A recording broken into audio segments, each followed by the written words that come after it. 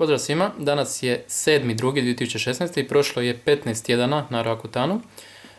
Sljedeći tjedan, odnosno sljedeću nedjelju će biti točno 4 mjeseca i početak ovog petog mjeseca, a kod dermatologice ću otići preko sutra pa ćemo vidjeti kolika će doza biti za sljedeći mjesec i što će mi reći neke naputke, savjete i tako.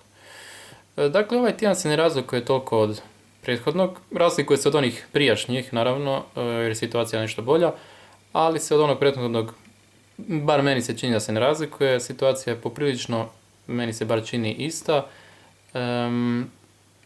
Uobičajeno sušenje kože lica i usnica, zato stalno koristim ovaj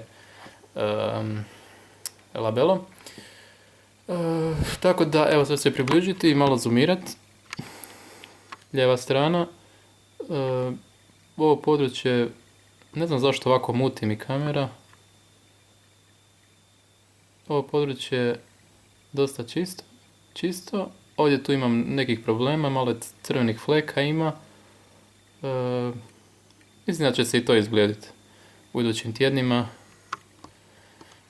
Desna strana je, ovo područje mi je glatko jako. Dobro, i ovo je ostalo isto glatko, ali ima tih crvenih fleka koje malo poružnije stvari. Brio sam se prije nekih 10 minuta, pa možete vidjeti ovdje sam se malo zeznuo, imao sam par crnih dlaka pa sam htio to skinuti i brzo pleto sam napravio ovu pogrešku.